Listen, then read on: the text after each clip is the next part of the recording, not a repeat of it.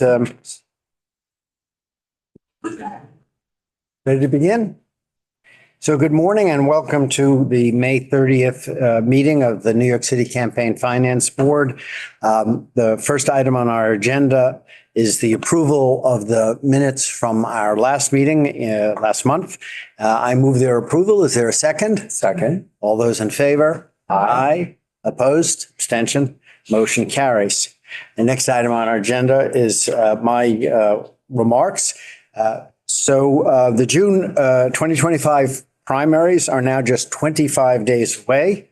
Early voting in this election starts 2 weeks from tomorrow.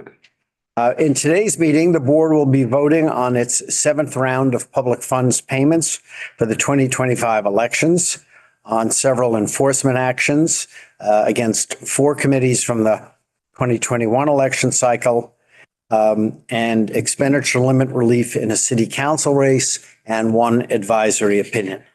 That's all I have. I'll now turn it over to our executive director. Thank you, Chair Schaefer. Good morning, everyone. With the June primaries right around the corner, it's crunch time at the Campaign Finance Board. Last week, our candidate services team supported 122 campaigns that filed disclosure reports by the Friday, May 23rd deadline, and 1 that filed late. They also supported campaigns filing responses to our review of the disclosure reports filed March 17th. And then our audit staff spent Memorial Day weekend and long days this week analyzing all of these filings, which was necessary to determine eligibility for public funds payments today. This was a huge amount of work that the law requires us to perform on a very compressed 4-day turnaround when we're this close to an election. So I want to publicly thank our staff for working long days last week, for working through the Memorial Day weekend and long days this week to make today's public funds payments possible. And I want to thank their loved ones for accommodating these late nights and holiday weekend of work.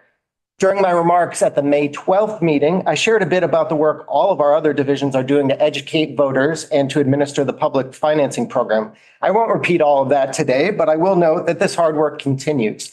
So thank you to all CFB staff for keeping the pedal to the metal through the June 24th primaries. The Campaign Finance Board's official sponsored debates between qualified candidates for citywide office kicked off last night on Pix 11 with a debate between candidates running in the Democratic primary for the office of Comptroller. Debates for citywide offices will run through the first 2 weeks of June on Pix 11, New York 1, and WNBC in partnership with Spanish language television stations and numerous radio and print media outlets. You can find all debate information at nycvotes.org/debates.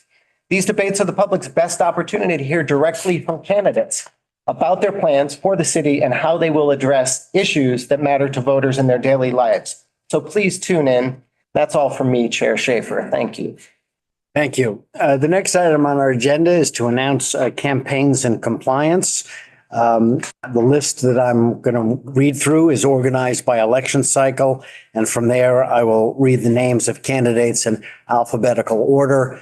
These are all campaigns that have complied in full with our laws, and the campaigns and their staff are to be congratulated for having done so. From the 2021 special election cycle from City Council District 15, the candidate Bernadette Ferrara. The 2021 election cycle, City Council District 48, Amber Adler. From 2021, City Council District 7, Daniel Cohen. From 2021, City Council District 39, Shahana Hanif. From 2021, for Controller, Zachary Iskol. From 2021, City Council District 23, Deborah Markell. From 2021, City Council District 48, Mariah Mark. From 2021, for Public Advocate, Devi Nampia Parampil. I think I got that right. From 2021, City Council District 10, Josue Perez. From 2021, City Council District 2, Ali Ryan. From 2023, City Council District 37, Sandy Nurse. And from 2023, City Council District 2, Ali Ryan. The next item on our agenda is the vote on the 2025 public funds payment determination, or determinations. I will now introduce a motion to approve public funds payments for the regular 2025 city elections to the following candidates and in the following amounts. For mayor, Adrian Adams, $2,004,000, $4,819. Andrew Cuomo, $1,765,193. I'm going to leave the dollars off. Brad Lander, $1,175,362. Zokran Mamdani, $5,743. Zelnor Myrie, $481,460. Scott Stringer, $365,347. Whitney Tilson, $115,140. For public advocate, Jennifer Rajkumar, $201,322. Jomani Williams, $81,350. For controller, Austin Brannon, $859,193. Mark Levine, $796,623. For Brooklyn Borough President, Kari Edwards, $164,654. Antonio Reynoso, $188,755. For Manhattan Borough President, Brad Hoylman Siegel, $386,423. Keith Powers, $230,657. Calvin Sun, $13,513. For Bronx Borough President, Vanessa Gibson, $173,360. Rafael Salamanca, $82,217. For City Council District 1, Jess Coleman, $1,082. Eric Yu, $3,078. For City Council District 2, Ali Ryan, $22,762. Anthony Weiner, $32,444. For City Council District 3, Eric Botcher, dollar amount in here.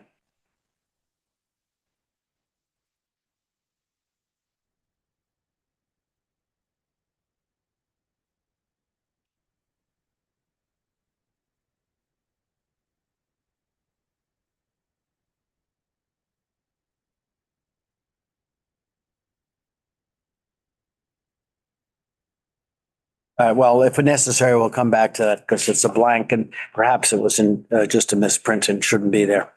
For City Council District 4, Faith Bondi, $2,123. For City Council District 7, Dafe Aporo, $13,015. For City Council District 8, Larissa Alayeto, $39,520. Elsie Encarnacion, $24,703. Still going for City Council District 8, Wilfredo Lopez, $26,532. Nicholas Reyes, $7,600. For City Council District 11, Eric Dinowitz, $31,353. Danielle Herbert Guggenheim, $16,880. For City Council District 12, Kevin Riley, $41,534. City Council District 13, Shirley Aldebol, $88,209. David Diaz, $7,600. Joel R. Rivera, $31,312. Jacqueline Torres, $65,436. For City Council District 14, Fernando Cabrera, $7,820. For City Council District 17, Antierson Ortiz, $17,176. Freddie Perez Jr., $9,690. Justin Sanchez, $48,932. Elvis Santana, $5,738. For City Council District 19, Alexander Caruso, $56,658. Benjamin Chu, 38,160. For City Council District 21, David Aiken, 38,760. Erica Montoya, 43,457. For City Council District 25, I skipped one. Also for City Council District 21, Chanel Thomas Henry, 20,178. For City Council District 25, Ricardo Pacheco, 3,154. For City Council District 28, Tyrell Hankerson, 5,834. Romeo Hitlal, 17,746. Latoya Legrand, 14,858. Reuben Wills, 68,400. For City Council District 30, Paul Pogoselski, 46,208. Dermot Smith, 35,559. Phil Wong, 10,336. For City Council District 33, Sabrina Gates, 54,386. For City Council District 35, Dion Ashman, 28,994.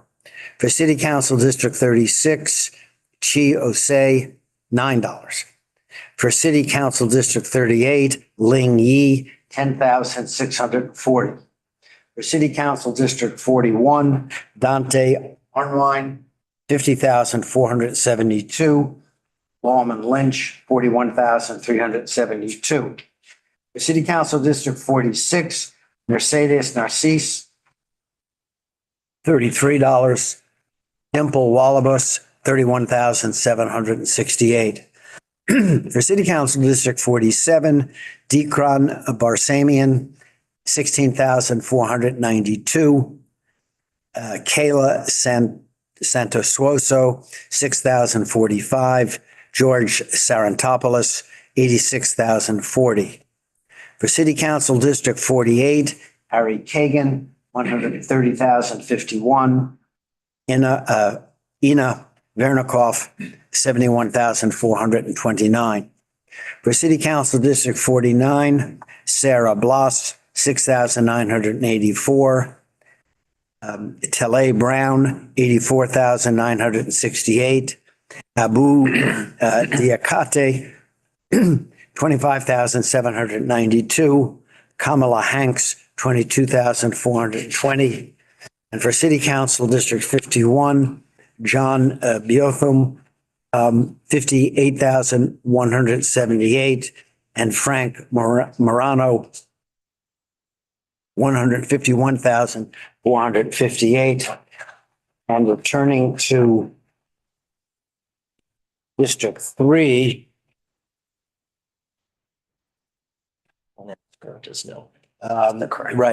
Strike the earlier reference to Eric Bacha. For District 3, Jacqueline Lara, 43,069. Now, this motion also includes the board decision to deny public funds payments to other participating candidates who are ineligible at this time. Immediately following this meeting, the board will make public a list of those candidates and the reasons for their ineligibility, as well as any candidates who have declined public funds payments at this time. Candidates who have been denied payment today have a right to appeal that decision. That also includes candidates who might want to contest the amount of the payment. In addition, there will be more opportunities for campaigns to establish eligibility for matching funds in the coming weeks and months. I will be recusing myself from the vote regarding Andrew Cuomo, but I will be participating in the vote regarding all other candidates. As I am recusing myself, I will now ask Richard Davis to read a statement regarding today's payment to the Cuomo campaign. Could you get that while you're at it? Yeah. That's as far as it's going to reach, Rich. Yeah, thank you. Chaos helps. Little technical adjustment there. All set? Ed The Rich. board at its May 12th meeting found reason to believe that Fix the City's $622,056 expenditure for an ad distributed on May 4, 2026 was not independent of the Cuomo campaign. Shortly after that meeting, Fix the City reported spending an additional $675,419.75 to continue airing the same ad.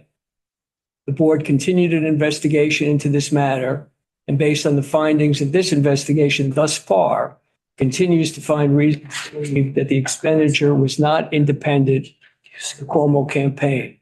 Accordingly, the board has withheld public funds in the amount of the total spent on this ad to date, $1,297,475.75.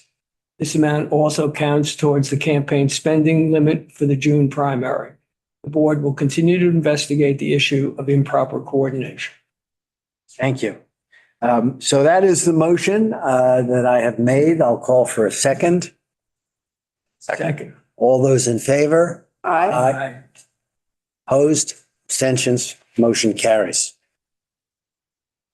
The next item on our agenda is a vote on an advisory opinion relating to cross endorsements and ranked choice voting. And I'll ask our General Counsel, Joe Gallagher, to explain this issue before we make the motion and vote on it. Thank you, Chair Schaefer, Executive Director Ryan, and members of the Campaign Finance Board. I'm Joseph Gallagher, General Counsel for the New York City Campaign Finance Board. CFP staff recommends that the board issues an advisory opinion to clarify the application of a provision of the Campaign Finance Act and corresponding board rule to candidates who cross-endorse another candidate running in the same primary election subject to a ranked choice voting system. Shortly before the June 2021 primary election, the Campaign Finance Board issued guidance that declared that supporting and/or campaigning with opponents in a ranked choice race will not jeopardize eligibility for public funds, so long as the candidate is also promoting their own candidacy. This advisory opinion reiterates this guidance and further clarifies that cross-endorsement and cross-fundraising in the context of a ranked choice voting election does not violate Section 3-705 of the Admin Code or Board Rule Section 3-01. If the board is prepared to act, CFB staff recommends that the board issue this advisory opinion 2025-1. Thank you. I think the board is prepared to act. I'll make the motion that we approve the advisory opinion. Is there a second? Second. All those in favor? Aye. Aye. Opposed? Abstentions? Motion carries. While you're at the table, Joe, why don't you talk to us about the vote on expenditure relief? CFB staff has determined that a non-participant in the 2025 primary election in City Council District 1 has raised or spent more than half of the expenditure limit for the 2025 primary election. CFB staff recommends that the board increase the applicable expenditure limit to 150% of the limit for all participants in the primary elections for City Council District 1, $228,000 to $342,000. I will move that we make that expenditure limit relief. Is there a second? Second. All those in favor? Aye. Aye. Opposed? Abstention? Motion carries. We have a number of enforcement matters, 4 in total, but only 2 involve appearances today. And so I will call the first of those 2. First is the campaign of Mark Foley. So if Mr. Foley and or his representative would come up to the table to my right, your left, CFB staff will take the seats on the other side.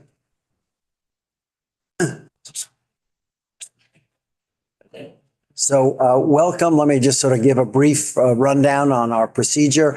I will ask the staff of the CFB to explain what the issue is before us. Not really an argument. It just sort of tees up the issue.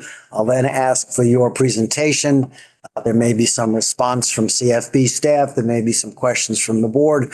We'll go back and forth until the matter has been completely covered. We're going to then hear one more other appearance today. We're going to then go into deliberations. We'll come back after deliberations and announce our decision. Okay? Okay, thank you. Okay, gentlemen. Good morning, Chair Schaefer, members of the board, executive Ryan, Mr. Foley, Mr. Cerrone. My name is Isaac Kaplan. I'm an attorney with the Campaign Finance Board, and I'm joined by Warren Barris, the CFP auditor. Before the board is the matter of the Foley campaign in the 2021 election for City Council District 5. Mr. Foley was a participant in the program and received public funds. Mr. Cerrone has been assisting him in his response to the enforcement notice. I believe you may have been informed that someone would be joining via Zoom or Teams, but they're not coming. So these are the representatives for the campaign. CFP staff recommends that the board find that the campaign committed the following violation: failing to respond to the initial document request and failing to respond to the draft audit report. CFP staff also recommends that the board find that the campaign must return its final bank balance. The campaign contests these recommendations. Thank you. The floor is yours. Sure. Do you mind if I pass these Not at all. just to follow along? Get ahead. So I'm Mark Foley. I was the candidate. Bill Cerrone was my campaign manager. He was paid to do that.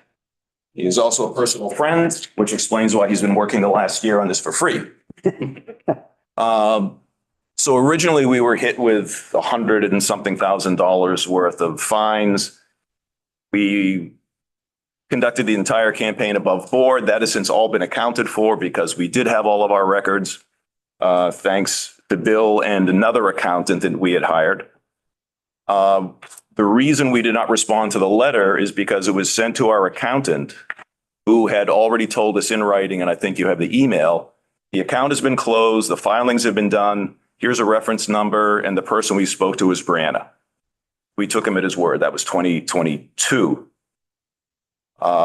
He was contacted by the Campaign Finance Board a year ago in 2024. I was also on that email, but it was sent to my campaign email, which had been closed 2 years prior because the campaign had been tied up. There were several other follow-up letters. It wasn't until the final one in July of last year that he forwarded to Bill and actually to my campaign account. Luckily, Bill's email was active, or his personal email, despite the fact that our accountant had been corresponding with us prior to my personal account. He's a registered CPA. He's still in practice. He took the training. We had no reason to believe that, he wasn't acting any otherwise. What was his position in the campaign? He was the treasurer, Treasurer? Okay, thank you. paid treasurer. Yeah. So my contention is that we did everything above board. That's all been wiped off the table here. The only thing we're being questioned or fined for is for a letter that we never received, that the treasurer did receive, never responded to. And finally, the last nuclear letter came out. He just forwarded it to us. We got back to him several times, have not heard back to this day. My contention is that I should not be personally liable for what he was paid to do and told us in writing he had done. And just to underline the point, the initial document request you were completely unaware of. Correct. We were told in writing the entire campaign was tied up, money returned. Right? I'm sorry? You were told by your accountant. You weren't told that by the board. No. Well, he told us that the board had told him. I mean, he said everything is done. We had a reference letter, or rather a reference number, and the person he spoke to. So Could they have been penalized for failing to respond to the initial document request? Who is that? Sorry. Could the campaign have been penalized for not responding to the initial document request, in addition to not responding to the DAR? Well, that is the penalty. So that's before the board right now. So failing to respond to the IDR and failing to respond to. No, but could those have been separate penalties of $10,000 each? Failing to respond to the IDR is capped at 10,000. Failing to respond to the IDR is not subject to the expenditure. It's not subject to the 10,000. So there could have been two penalties here. There could have been two penalties here. originally it was a higher penalty and it was reduced. Here's my problem, and I'd like you to address it. You were the candidate, you chose not to do the trainings. Did you have any understanding? Did you believe that there was no audit follow-up? Did you believe that you just got $142,000 And that the campaign finance board does no follow-up audit. Was that your understanding of how this program works? No, I knew that there was, but we were told a year after the campaign that he had been in contact with us from the end of the campaign until spring or summer 2022. And all along, he told us he was following the processes. I had no reason not to believe him. He explained what he was doing. In, I think, May of 2022, he told us that everything was finally done. The money had been returned. Yeah. Here's the reference number, and this is the person I spoke to. That was actually detailed. So we have a couple email threads that were submitted and referenced when we sent all the documents. And again, Isaac, Joe were great, helping us throughout the process. But there's an email thread here where we went back and forth from May through, I think, September, and I could pass that out to you guys, with Commerce CPA, our treasurer's firm, back and forth saying, hey, there's some loose ends that need to be tied up. So we're well aware of the audit and the process afterwards. Loose ends that need to be tied up. We had provided all these during the campaign because I've been doing campaigns for 15, 16 years. And I know that there's filing, dates. And I provided all the information, even down to the timesheets that we had for canvassers along the way. We were under the impression that all these were uploaded and filed because we were getting the receipts coming through. He was forwarding them to us of all of the filings along the way.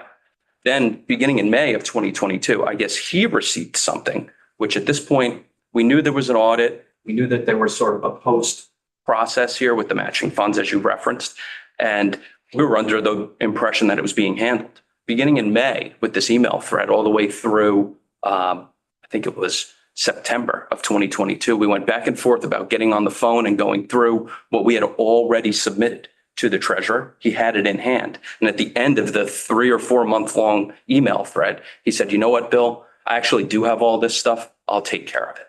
And I believe in between was the initial document request that still was never sent to any of us.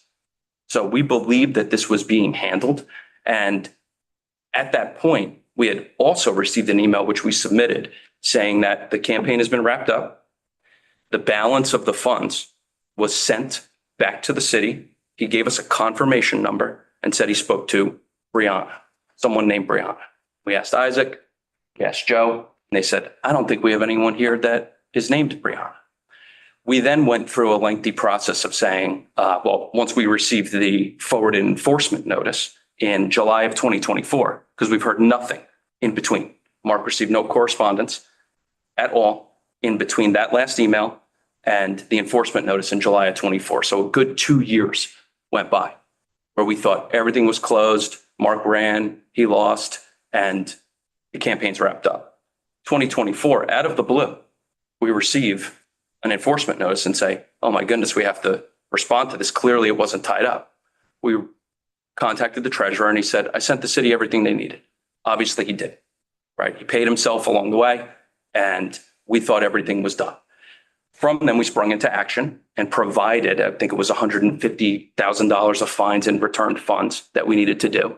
All mainly receipts for things like canvassers and mobile billboards and documents, palm card, contents of the palm card, all campaign related expenditures.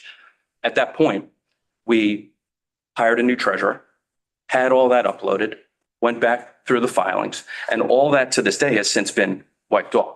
So we sit here with a $10,000, as Mr. Foley was saying, a $10,000 fine potentially for something that we did not know was even thrust upon us.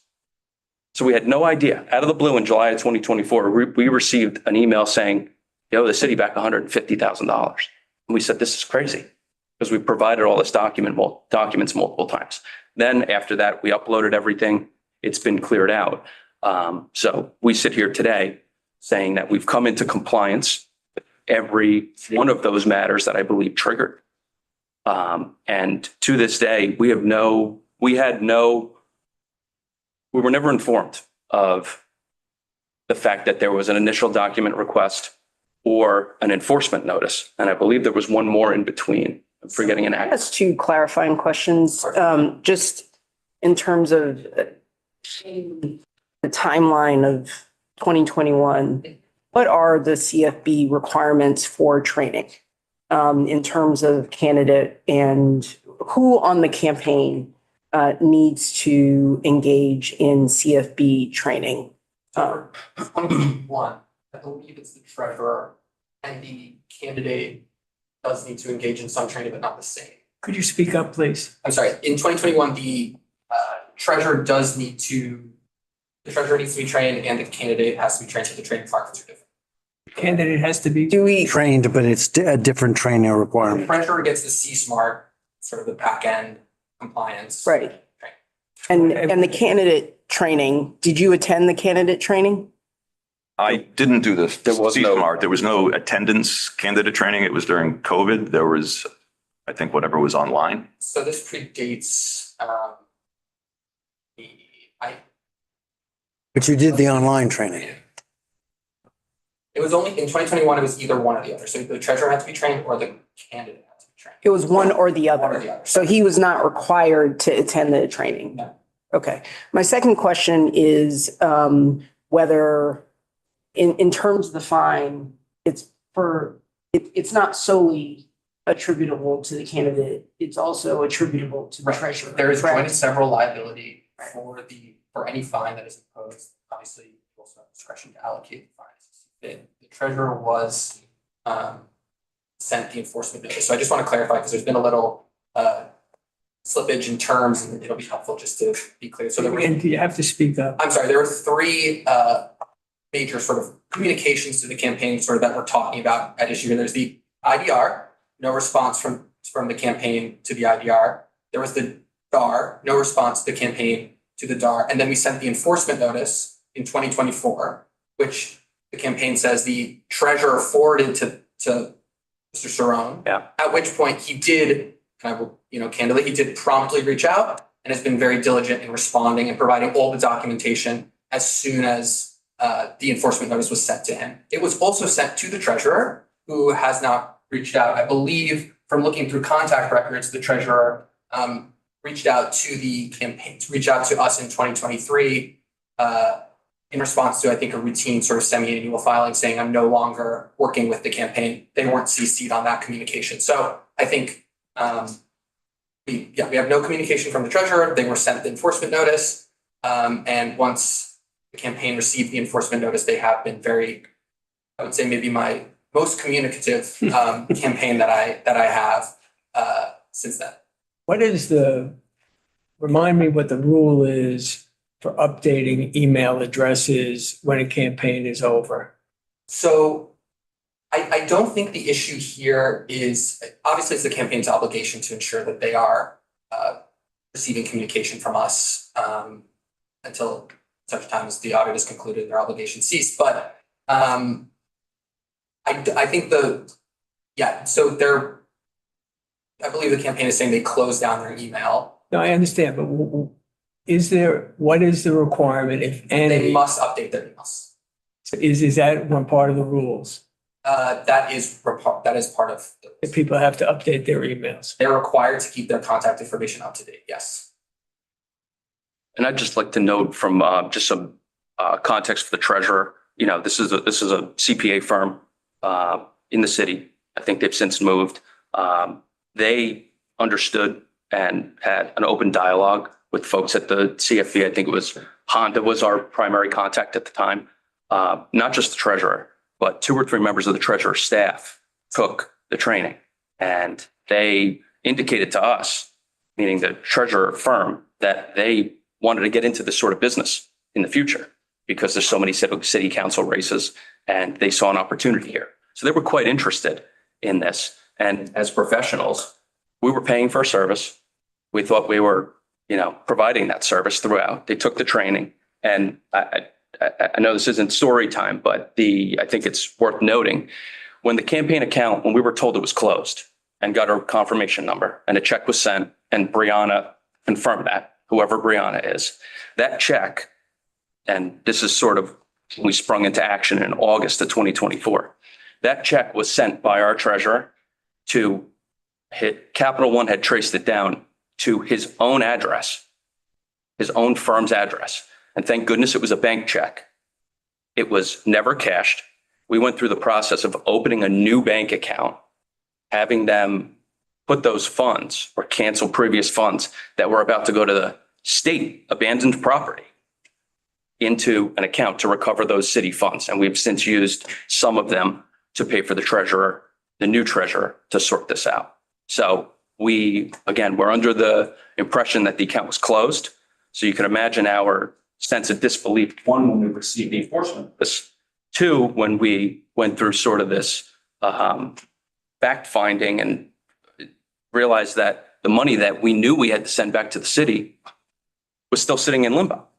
But at that moment, when the enforcement notice was sent and we believe the funds were returned to the city, they weren't even returned to the city. He told us that they were wire transferred to the city. And I believe I confirmed with Mr. Gallagher that you guys don't accept wire transfers. So a check was sent to his address himself, probably did it online, never cashed, no follow-up. And we had to unwind that. And we found those funds. How much was spent on the new treasurer? The new treasurer, I think we wrote a check for $5,000 and maybe another $2,000. So $7,000 to work this out. So I'm sorry, go ahead. I have a question, and if you can answer it, perhaps Mr. Gallagher can. So the law provides for joint and several liability, and the usual result in these matters is we leave it to candidates and their staff, treasurer, campaign manager, whoever it might be in any particular case, to sort out among themselves relative liability or culpability, if you will. But do we have any practice in the past of doing the allocation ourselves? Or is it basically all or nothing? You do, but I'll let Mr. Gallagher speak to that. The board has in the past allocated a specific amount to the treasurer and to the candidate once or twice. Okay. I'm not necessarily suggesting we're going to go there. I just want to know what our options are. Were you aware of the obligation to continue to provide an updated email address? I was not. I was the candidate. My job was to be there to do that. Campaign manager was job to, organize this. The treasurer's job was to do that. And I had no reason not to believe it. Your job is to make sure everything is done appropriately. In hindsight, but I did say, did you do this? Yes, here's the proof. Here's the reference number. Here's the person I spoke to. So. And I have this email chain right here. We wanted to come with it. We've submitted it. I'm happy to provide it to the board. The first page of this email chain, if I could read it. And this is me writing, Vic, checking in, my friend. Let me know if you have a couple minutes to chat about the campaign. I want to make sure all docs are filed. This is on May 20th of 2022. Make sure you are paid and see what the balance of the Capital One account is. Hope you and family are well. Hey, Will, I closed the account today and mailed the remaining funds to NYC. Confirmation code is 12 digits or 14 digits. The rep I spoke to is Brianna. We will do the following steps to wind down the campaign administratively. So again, in a professional. What were the following steps he listed? None after that. No, but what in the email, what? In the email, he said, we will do the following steps to wind down the campaign administratively. Keep reading. And what are the folling steps? None. The following steps are he'll handle everything going forward. That's how we. There's not a list. Yeah, no, there's no. I wish there was a list because then we could have followed up on it. Right. But, and again, I'm happy to provide this to the board. I know it's been submitted, but professionally, when we see that, they have everything. And from my perspective as campaign manager, from the candidate's perspective, we've had multiple conversations saying, I can't believe we had to send these documents to him. I'm sending receipts that I've sent him multiple times. So I think they're submitted. And I keep getting disclosure reports forwarded to me that they've been submitted.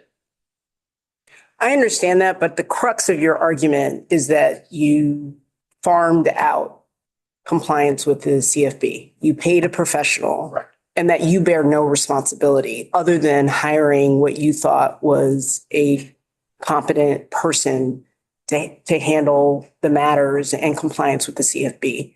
That is a hard position for us to accept as an agency, that any candidate can just hire a third party and absolve themselves of any responsibility to ensure that the CFB gets the information that they need to get to ensure that funds are spent appropriately. And I say this as a former participant in the program that attended a training at the CFB in 2019. So the idea that I get it in terms of hiring somebody and feeling like it's handled, but the crux of what you are saying is we hired a CPA and then we moved on, and they were going to handle it and they didn't handle it, and now we're being left in the situation. And I think I'm not saying that there's not any merit, but I also think the argument that you're trying to make, that it absolves you entirely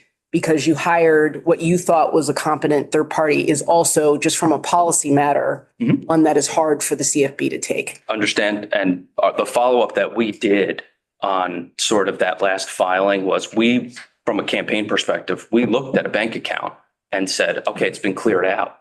We saw filing receipts, and the filing receipts were all up to date at that point. Delving into all the, sort of what was uploaded, what wasn't uploaded. But we need to rely on the fact that candidates need to know that they need to update their email address, Okay. right? On just a basic level, we cannot give public funds and then completely rely on a third party that we do not have the relationship with, right? There's just a basic minimum of compliance and communication with the CFB that we as an agency have to require. I understand the argument, but I just want to boil down. I want to communicate that I understand what you're saying in terms of hiring, believing that you in good faith hired a competent third party. But just as a policy matter, that's a difficult position to entirely take because it completely absolves the candidate from attending a training, updating their email address because I've given it to that person and I've paid them. And so I'm absolving entire responsibility for compliance with CFB rules to a third party, which is just not something that. Got it. We completely understand. And one thing that we can say to that is, the second we were actually and directly informed of open matters, we've responded to. 100%, which is what council communicated. And I would respectfully like to say that we didn't just hire him and let him go. We followed up. We have reams of emails saying, how's this going? Did you do this? Yes, I did. Yes, I'm going to do. The account is closed. I did not know that after the account was closed, I would have to supply more information or an email. It had been 2 years. I was gobsmacked to get this letter. It says you owe $150,000. I mean, I was, as you could probably understand, a little vexed and miffed. But 2 years goes by. Another election cycle has already gone by. It would not occur to me that I would be ever contacted by Campaign Finance Board or the city in any way again. No, we understand. I mean, you're saying you didn't merely farm it out. You followed up and were affirmatively misled. Correct. And we have pages of emails backing that up. Okay. I think we got it. Anything further? I just want to clarify that the rule that requires updating contact information is 2-03A. And that also, board member Smalls, you raised the issue of candidate training. I just wanted to reiterate that we've amended the rules for 2025 for candidate training going forward to ameliorate this problem. Okay. Thank you very much. Thank you. The next matter for appearance is the campaign of Justin Krebs.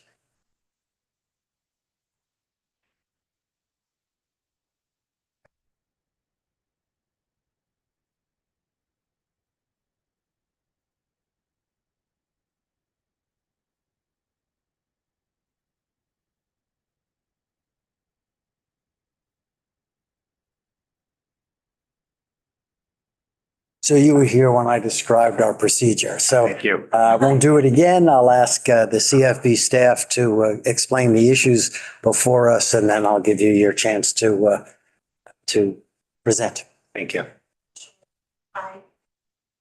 I'm Chair Schaefer, members of the board, Director Ryan, Mr. Krebs, and Ms. Baker. I'm Jennifer Ferentz, an attorney for the CFB, and with me is Margot Lindsay, a CFB auditor. Before the board is the matter of the Krebs campaign in the 2021 primary election for City Council District 39. Justin Krebs was a participant in the program and received public funds. CFB staff recommends that the board find that the campaign committed the following 2 violations: exceeding the expenditure limit and failing to respond to the initial documentation request in the press audit report. CFB staff also recommends that the board find that the campaign must repay the campaign's final bank balance, a check for which the candidate has already provided. So the campaign contests the recommended violation, but does not contest the repayment obligation. Thank you. Great, thank you. I tend to speak loud enough, but I didn't provide additional documents, so if I'm too fast, just ask me to slow down. Thank you, Chair Schaefer and board members Smalls and Camp and Davis for being here. Thank you, Jennifer, for thorough communication over the recent months as we've sought to address this matters, and to Marvo and the staff for working on these. I'm joined by Katrina Baker, who's my friend. She was a volunteer on my campaign. Also, Katrina is a lawyer, though she does not practice election law. As you know, I ran for city council in the 39th district in 2021. I was then and am now a strong supporter of the city's public financing system, including the spending limits campaigns agree to. I think it's good for democracy, good for elections, good for voters, it's good for candidates. So thank you all, including Mr. Ryan, for being part of this. It's why I was, as a candidate, fully committed to following the rules governing these spending caps, and why, to the best of my knowledge, and by the best of our ability, we, the volunteers and friends who helped stand up the campaign, the small but mighty paid team who helped execute the campaign, adhered to those limits. Over the next few minutes, I'll address 3 areas, and I'll try actually not to be redundant of the response I submitted in October, though I don't expect you have read every response of every candidate, so if you need to, we can delve back into it. We have. So the 3 areas I'll address. 1, the alleged violations of the expenditure limits. 2, the late responses to requests for information. 3, the context in which I asked the board to offer reasonable leniency with penalties within your discretion following this. So first, on the alleged violations of the expenditure limits, I will clarify 3 items that were listed. The largest of these is the first mailing of the campaign. It was a mailing that used New Year's language, as do many holiday cards sent out in the final weeks of the year. It's a mailing that we only planned and executed because we had out-year money to spend. Mark Guma, a veteran campaign consultant, came up with the concept. We worked on it in December 2020. And so I was surprised by the finding that this was an in-year expenditure, which is why I want to clarify the timing of the mailing to address any miscommunication and misunderstanding. We approved the draft on December 27th. It went to print on December 28th. It passed through the post office sectional center facility. That's a term I wasn't fully aware of, but I am now. I'm sure you know it better. On December 30th or 31st, making it, as intended, an out-year expense. This is the same time frame as mailings for Shahana Hanif and Brandon West, who both I ran alongside in the 39th district, and whose mailings arrived on the same day as ours. Do we have any documentary evidence of that posting that you've described on December 30th or 31st? I'll describe what I have, and you can tell me if you want more. Okay. So in my October response to the CFB, I shared correspondence from my campaign discussing the strategy of the New Year's message as an out-year mailing. So that's in the files. In addition to that, I have correspondence confirming the approval of content on December 27th and Mark Guma's reference to uploading it on December 28th. I have a record of my text exchange with Mark in which he certified and went to print on December 28th. I have my own email requesting Mark's invoices on December 29th so we could track them in the out year. I have more recent confirmation from Mark, and this might be what you're asking, that the mail house unfortunately doesn't keep records past 2 years. And I have Mark's explanation of the bulk mail rules and the mailing schedule, demonstrating that it had to have gone out in 2020 to arrive by when it did alongside Shahana's and Brandon's in our mailboxes in the first days of January. When do you say it arrived? We know that on January 4th, Monday, January 4th, there were letters from Shahana. I'm going to refer to them by their first name because I know them familiarly. Brandon and myself arriving in our mailboxes. That was a Monday. So Mark has posited you could not have done a bulk up mail. You can't use this postal sectional facility on the weekends. You wouldn't have been on the holiday on January 1st. So it had to have gone on Friday, December 31st if it were to arrive. How do we know that it arrived on January 4th? There were tweets to that effect that I can demonstrate, including a text exchange I have with Mark from January 4th, in which I say, I saw my mailings in Brandon's, and he says, I saw Shahana's too. And we have that, which I can share as well if you'd like.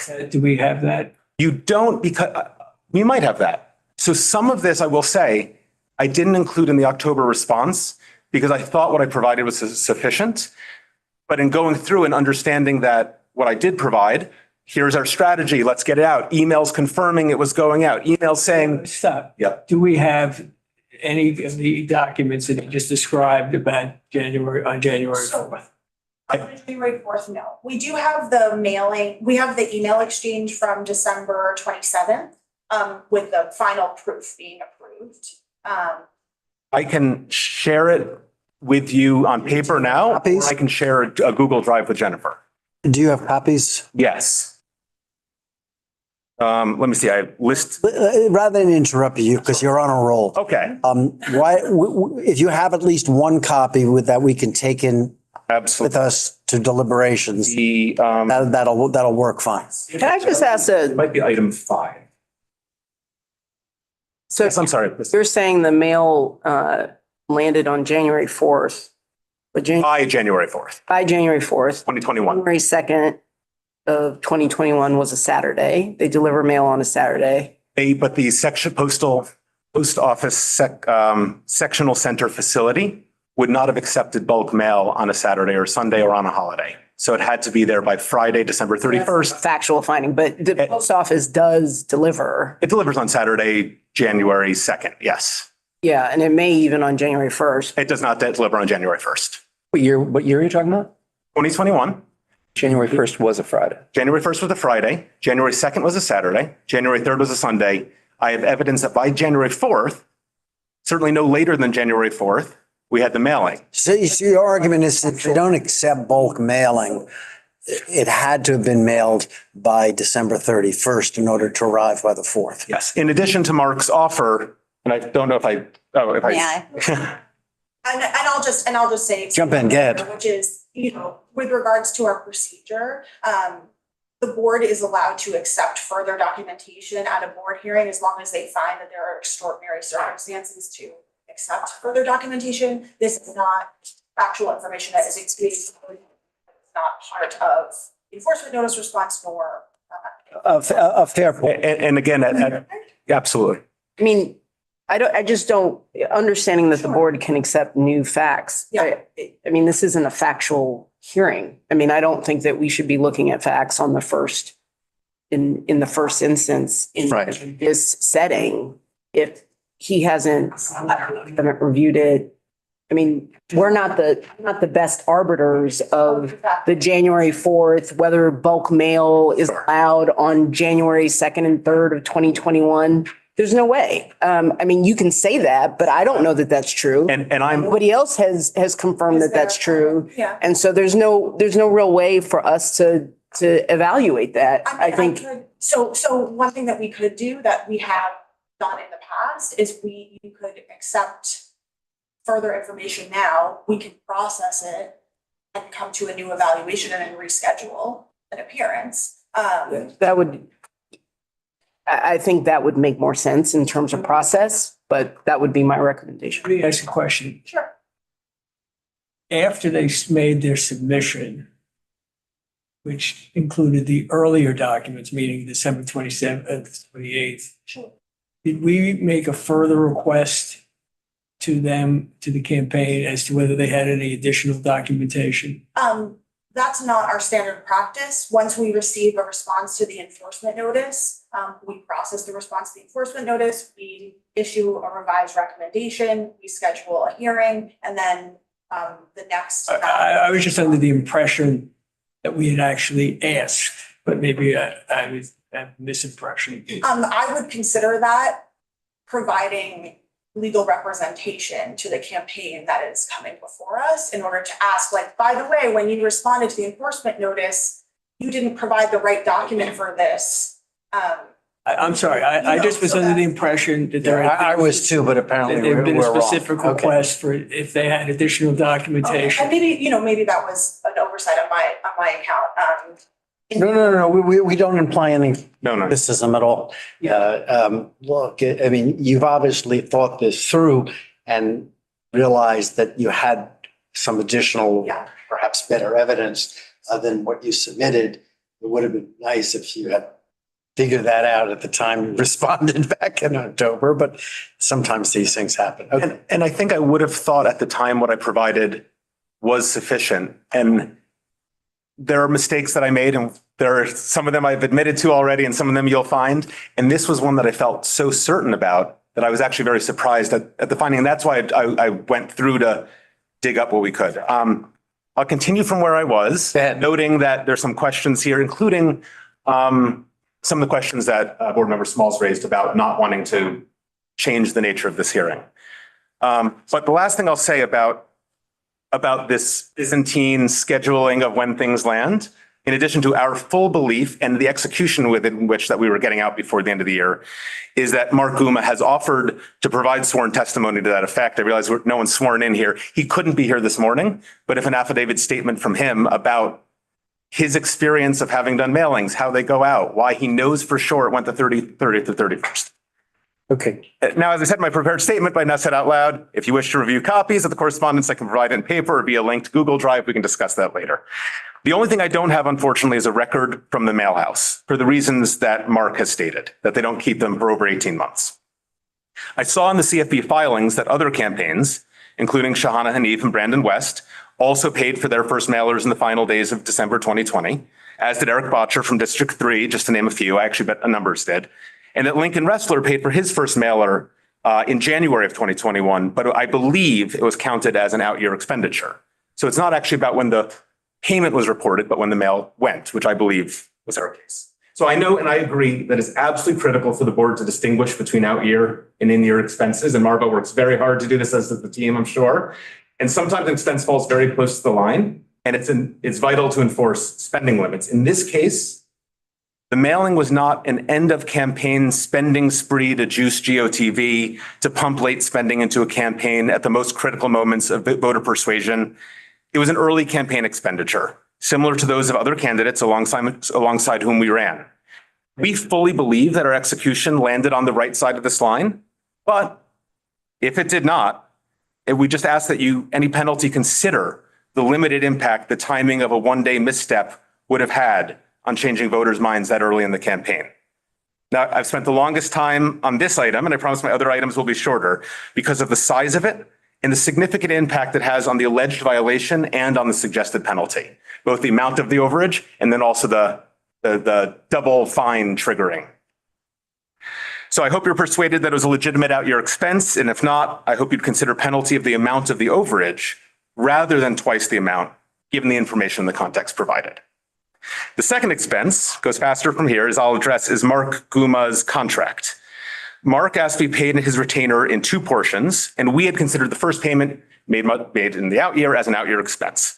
The CFB's revised recommendation divides it into across a total number of days, as opposed to out year and in year, which I now understand. But the CFB recommendation sees the contract as starting on December 15th, starting in December, perhaps because I wrote about his work through December and it was interpreted to mean solely in the month of December. However, my response to the enforcement notice, I intended through December to mean all the work leading up to the end of December, beginning in October. Mark began advising the campaign with the understanding that he was a paid contractor in early October. And I have correspondence, and again, we can provide it. This wasn't necessarily provided beforehand because I didn't realize it was relevant. But I have correspondence in which I shared confidential information with Mark on October 26th. I wouldn't have done that if he wasn't working with us, as well as all the subsequent work leading up to a December video shoot, the mailing, signage, stickers, digital ads.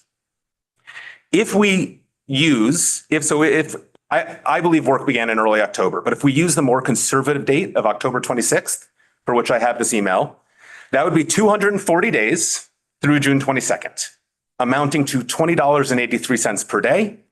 There are 82 days between October 26th and December 31st, which would total $1,708.33 at the rate of $20.83 per day. So that's the amount that I would ask to be attributed to 2020 and deducted from the election year expenditure limit. Finally, on expenditures, I made several purchases in late December 2020 that I believed would be attributable to out-year expenses based on my understanding of the guidelines. As Jennifer Ferenc noted in the memo, the rules spell out that an expenditure counts for when goods or services are received, used, or rendered, regardless of when the payment is made. It was my understanding that purchasing was sufficient. That was my mistake, my misunderstanding. Sorry, let's be clear, it was my misunderstanding. However, under those guidelines, the staples order, which is one of the orders, should be deduced from the in-year expenses because it was received on December 31st, meeting the criteria of received, used, or rendered. Again, and I have a receipt for that. I had provided the receipts for the purchase. I have a receipt for the delivery. I would not have occurred to me to provide that in the October mailing because I didn't understand that that's how it was being considered. Again, while this might be a small amount, talking a couple $100, every bit that reduces the alleged overage has double the impact on the proposed fines. Okay. So again, I have copies of all this if you'd like to review it. If after careful consideration you find that I exceeded the spending caps, I sincerely apologize. And again, as these expenses were made early in the campaign, not as a get out the vote splurge to blitz voters, I hope that they may be penalized at the lower amount that is within your discretion. Second matter of the proposed penalty for late responses. And this is solely at the discretion of the board. By way of explanation and not justification, I attempted in my response in October 2024 to describe the reasons for which I did not respond earlier.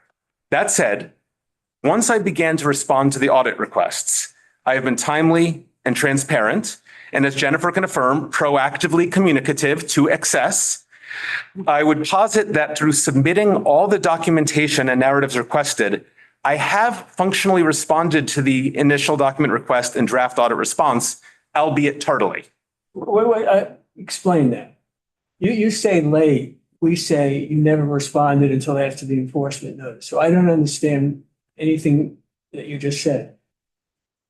Did you respond to the IDR and did you respond to the DAR at all? Or did you wait until you got the enforcement notice? At the times, I did not, and I discussed that more in the October filing. But having provided now all the information requested in those, it is functionally responding. No, to it is them. not functionally responsive.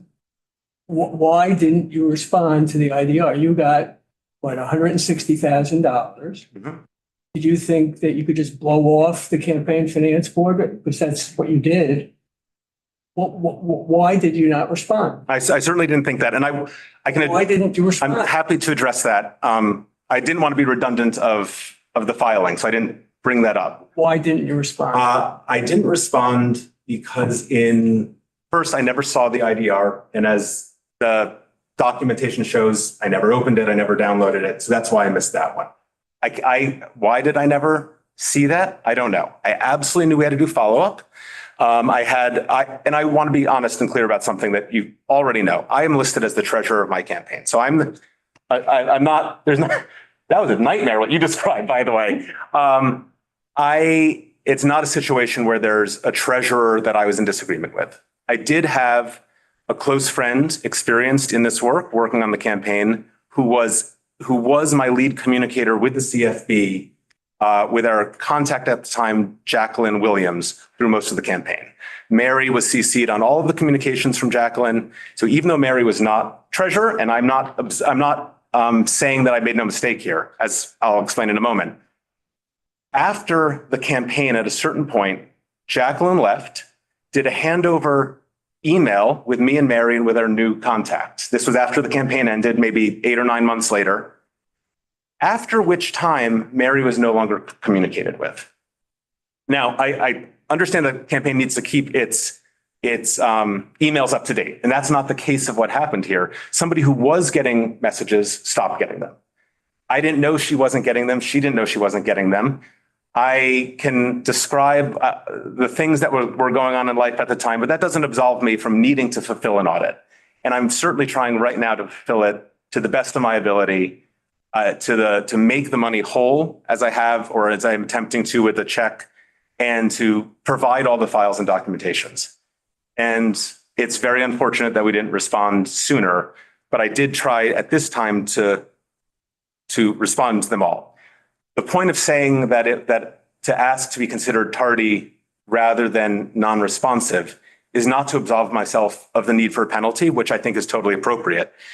It would be to ask to consider the responses late instead of a total failure to respond, and to reduce the penalties accordingly with the 2021 penalty guidelines, which could result in a $3,378 penalty or $6,756 penalty if it's summative of both requests. Just finding it hard to understand why not responding becomes tardy, but I heard your argument. Okay, thank you.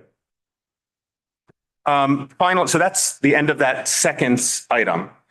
Finally, a note on context. As you know, I've already submitted a personal check to the board for the amount of public funds that the board determined should be returned. I've attempted to make whole the public funds of this campaign. It's a personal check because I've frozen my campaign account after learning of fraud and theft. Multiple ATM withdrawals and multiple teller withdrawals were made in a single 24-hour period after more than 2 years of non-use of the account, without my signature, without my ID. And again, I'm the treasurer. There wasn't somebody else's account, not my account. So these actions should have raised red flags of fraud with TD Bank. I am in a current dispute with TD, and I have been since the time of the filing, to reclaim those funds that were stolen.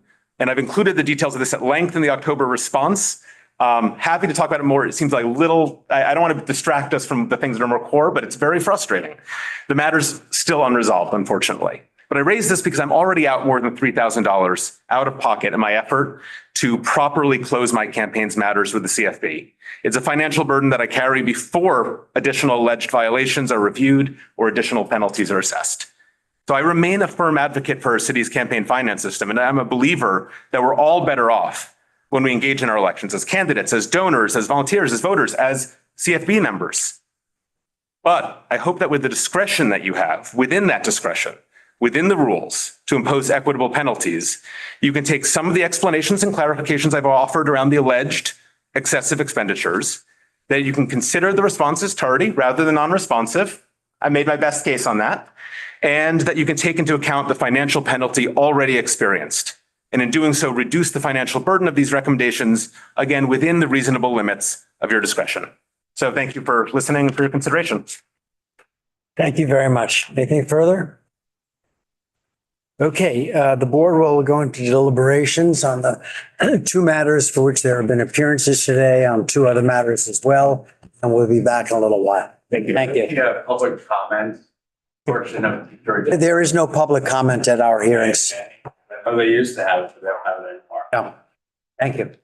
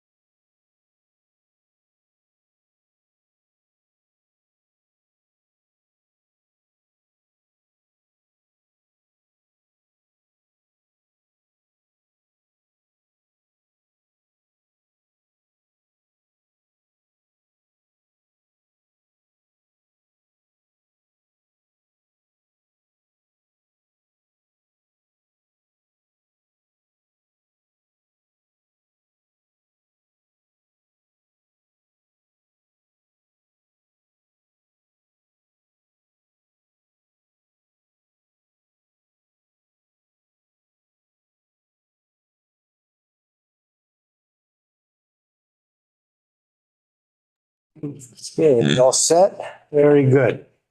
So the board is deliberated and I'm going to set forth some findings and proposed penalties in the form of a motion to be approved all at once. And so I'll take them in the order I have them on my chart. So the first is the campaign of Mark Foley from 2021 City Council. The board finds the following violations and imposes the following penalties and repayment obligation subject to a allocation that I'll mention at the end. Failure to respond to the IDR and DAR, $10,000, public funds repayment of $1,754.57 for a total obligation of $11,754.74. With respect to the personal liabilities of the candidate and the treasurer, the board allocates the penalty of $10,000 to the candidate in the amount of $3,000 and to the treasurer in the amount of $7,000. With respect to candidate Justin Krebs, 2021 candidate for City Council, the board is going to adjourn the matter to the next meeting. We don't really sit to conduct evidentiary hearings, and we do have a rule about not considering new information that hasn't previously been submitted. I think there was a legitimate belief on the part of the candidate here that the materials that he had submitted might have been sufficient. And I think in the course of today's back and forth and perhaps in preparation for today's hearing, he wisely concluded that he actually had some relevant additional information. So I'm going to require him to submit that information next week and let the staff take a first shot at analyzing it. It may well resolve one of the bigger penalties, and we'll come back and consider it another time. It may be, depending on the staff's recommendation, that another personal appearance may not be necessary, but that's for you to determine. But in any event, we're going to adjourn that matter. And then with respect to the two matters where there was not an appearance today, the campaign of Austin Shaffron, 2021 candidate for City Council, the board finds the following violation and imposes the following penalties and repayment obligation. One, exceeding the expenditure limit, $2,407. Public funds repayment of $2,802 and I think it's 48 cents for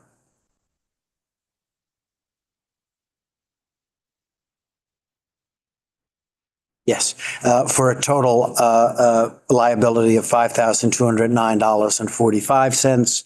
And with respect to the campaign of Udelka Tapia, 2021 candidate for City Council, board finds the following violations and pose the following penalties.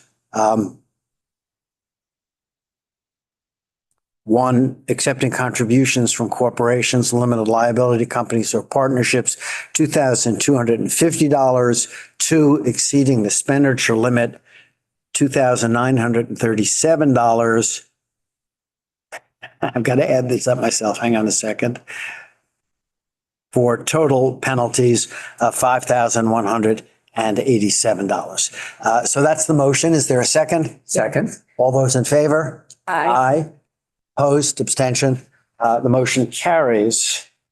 And that is, I think, it for our public business today. So I'll make our usual motion. We're going to go in executive session to discuss some pending litigation and other matters.